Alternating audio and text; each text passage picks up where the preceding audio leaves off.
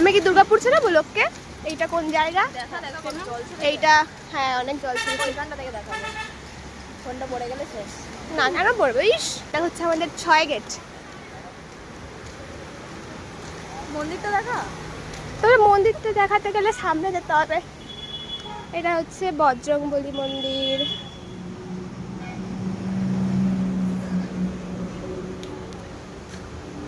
বলে আমি জুতো পরে প্রণাম করেছি।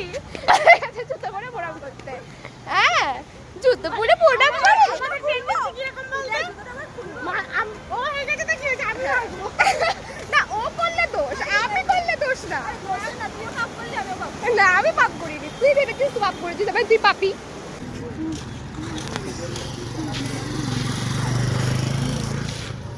এই হচ্ছে আমাদের প্যারোজের ভিউ।